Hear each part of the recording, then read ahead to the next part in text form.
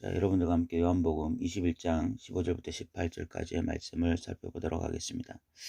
좀 회복에 대해서 살펴보려고 하는데, 그 회복의 두 가지 측면에 대해서 좀 살펴보려고 합니다. 하나가 마음의 회복이고 또 하나가 사명의 회복. 이 두 가지 측면에서 좀 여러분들과 말씀을 살펴보려고 합니다. 사람은 누구라도 실수를 하죠. 그 실수를 하고 난 이후에 어떻게 회복되어질지가 정말 중요한 문제인 것 같습니다.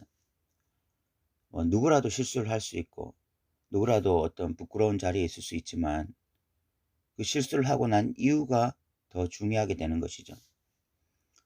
구약에 다윗과 사울 모두 실수를 했습니다. 초대왕 사울이나 또 다윗이나 둘 다 동일하게 실수를 했습니다.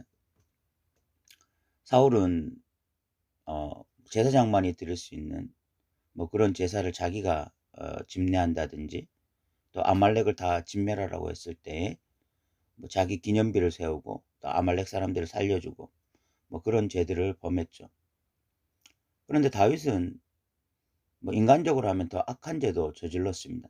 사람을 살인하기도 하고 또 살인한 것을 은폐하기도 하고 남의 아내를 또 강제로 간음하기도 하고 그런 죄들을 범했습니다. 그런데 그렇게 실수를 하고 난 다음에 두 사람의 태도가 완전히 달랐습니다. 사울은 중심으로 회개하지 못했습니다. 마음의 중심에서 하나님을 향한 회개가 없었어요.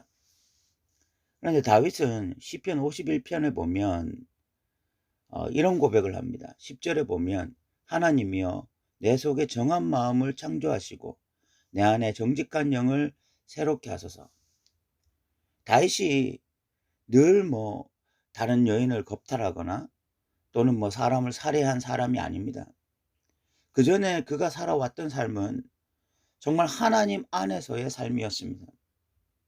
그래서 다윗이 왕이 될 수 있었던 이유도 중심을 보시는 하나님이었기 때문에 다윗의 마음을 보셨기 때문에 다윗이 왕이 될 수 있었던 것이거든요.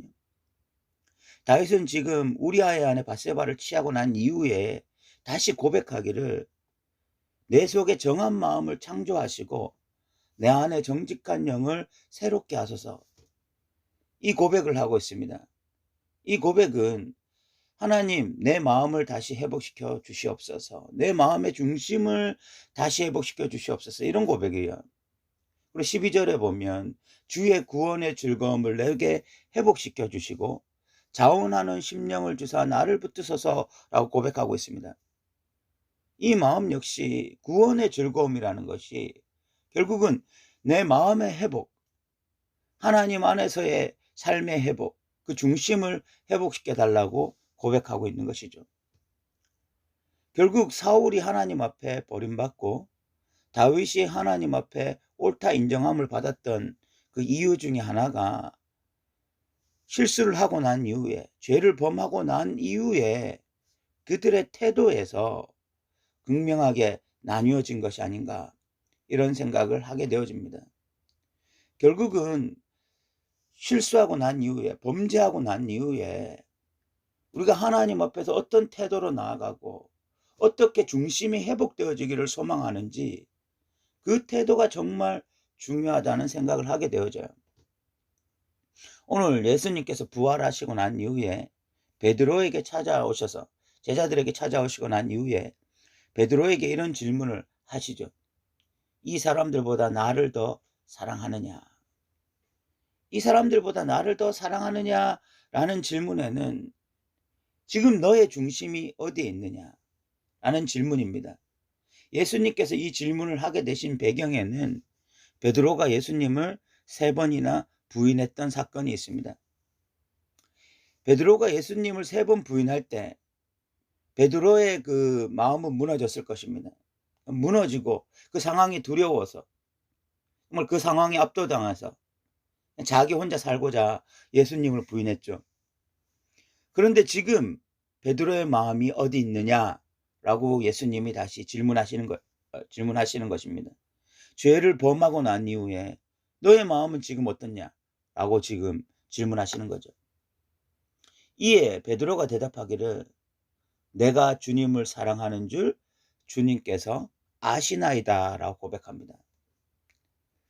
베드로가 좀 그전 태도와 분명히 다른 것.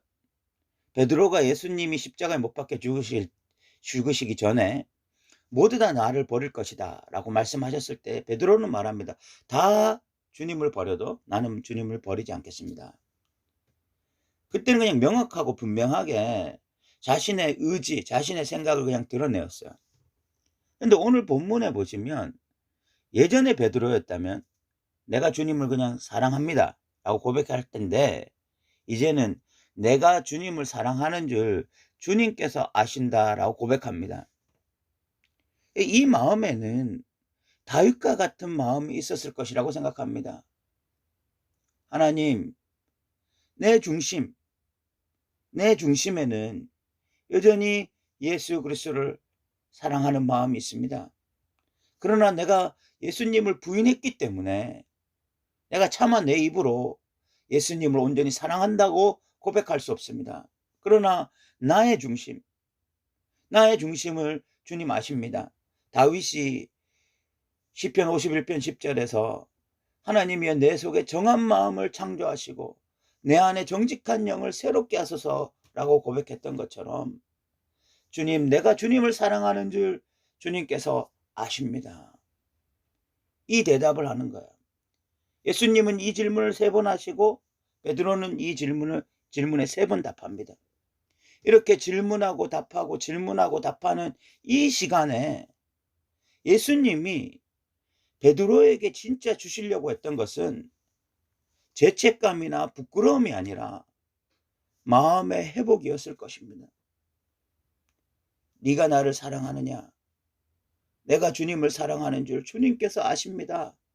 라고 고백하며 질문하고 고백하는 그 사이에 베드로 안에 다시 한번 예수님에 대한 확신, 예수님을 사랑하는 마음에 대한 확신을 다시 회복시켜 주시고 그래서 중심이 회복되어지는 은혜들을 베드로가 이 시간에 경험했을 것이라고 생각되어집니다. 그러니까 예수님은 지금 베드로를 회복시키시기를 원하십니다.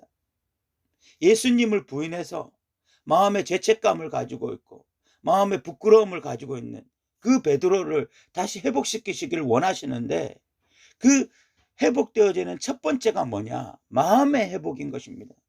중심의 회복인 것입니다. 여러분, 우리가 회복되어진다는 것은 바로 이런 것이라고 생각되어집니다. 그냥 우리가 수련회 때 가서 감정적으로 뜨거워지고 눈물 한 바가지 쏟고 이러면 회복되어지는 것이 아니라 회복은 우리의 마음으로부터 일어나야 됩니다. 누구라도 실수합니다. 누구라도 넘어집니다. 실수 안 하고 넘어지지 않는 자가 누가 있습니까? 그런데 그렇게 실수하고 넘어지고 난 다음에 제일 먼저 회복되어져야 될 것은 우리의 마음이고 우리의 중심입니다. 우리의 마음이, 우리의 중심이 다시 회복되어야 되는데 우리는 다윗과 같이 고백해야 됩니다. 하나님이여 내 속에 정한 마음을 창조하시고 내 안에 정직한 영을 새롭게 하소서. 주의 구원의 즐거움을 내게 회복시켜 주시고 자원하는 심령을 주사 나를 붙드소서. 다시 하나님 안에서 내 마음이 온전히 회복되어져서 말랑말랑한 마음이 되어야 되거든요.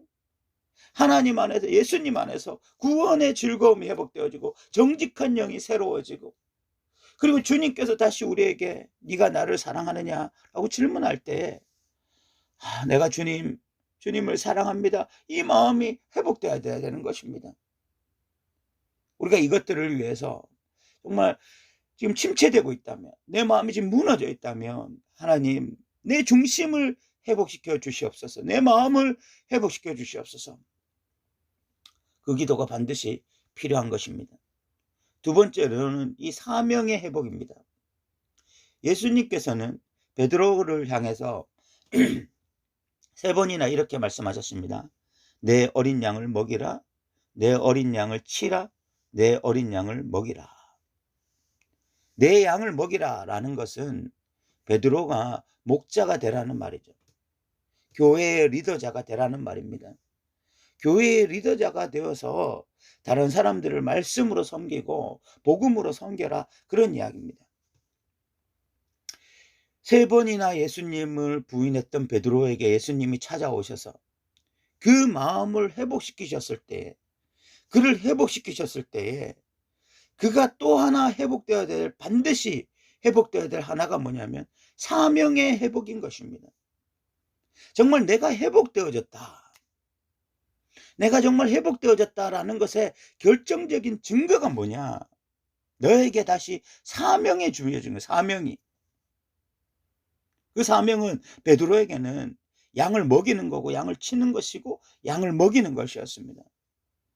그 사명이 회복되어져서 베드로는 사도행전에서 실질적으로 설교할 때마다 3,000명이 이야기하고 5,000명이 이야기하고 교회에서 가장 중요한 리더자로서 교회를 이끌어가는 그런 사람이 되었습니다. 오늘날 우리도 마찬가지입니다.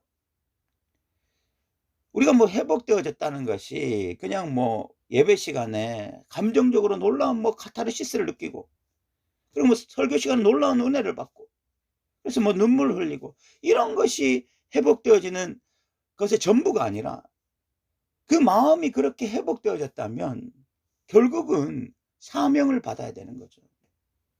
내가 지금 이 땅에 존재하는 이유, 그 이유에 대한 명확한 대답이 있어야 되는 것입니다.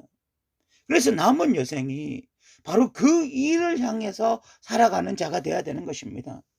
그래서 우리의 삶의 진짜 회복은 먼저 그의 나라와 그의 의를 구하는 삶의 방향성, 태도, 목표로 다시 바뀌게 되어지는 것입니다. 우리의 좌표가 바뀌는 거예요. 인생의 좌표가 바뀌고 목표가 바뀌는 것.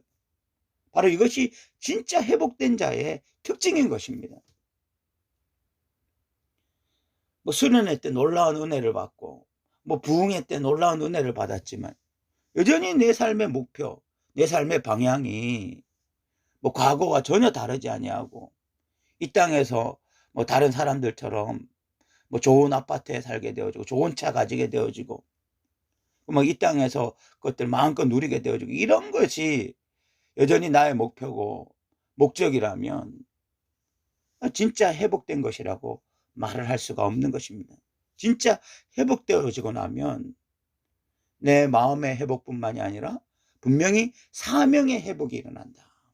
사명의 회복이 일어나면 내가 살아야 될 분명한 이유가 생기고 그 분명한 이유를 따라서 살아가는 믿음의 사람이 되는 것이죠.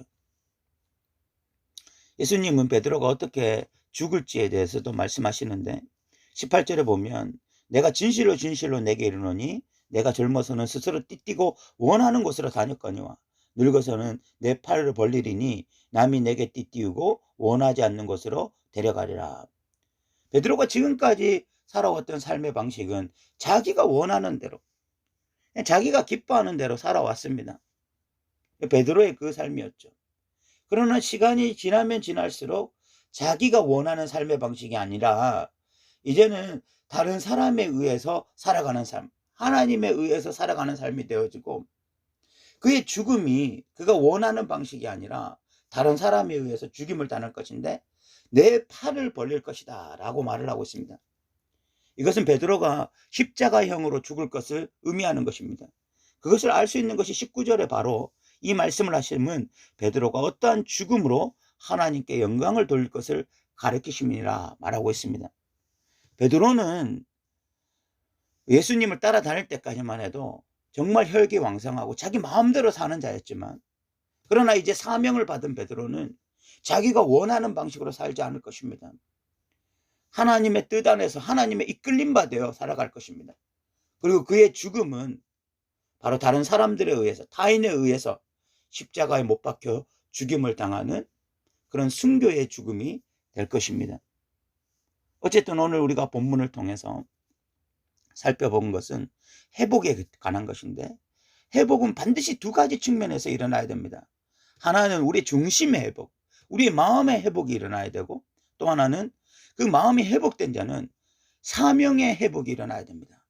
내가 왜 살아야 되는지가 분명해지고, 그래서 남은 여생은 그 살아야 될 이유에 맞게 살아가는 자가 돼야 되는 것입니다.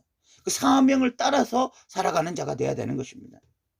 우리 모두 중심의 회복이 일어나고, 그래서 사명을 가진 자로 이 마지막 시대에 각자의 자리에서 믿음으로 승리하는 저와 여러분 되시기 바랍니다. 오늘도 들어주셔서 감사합니다.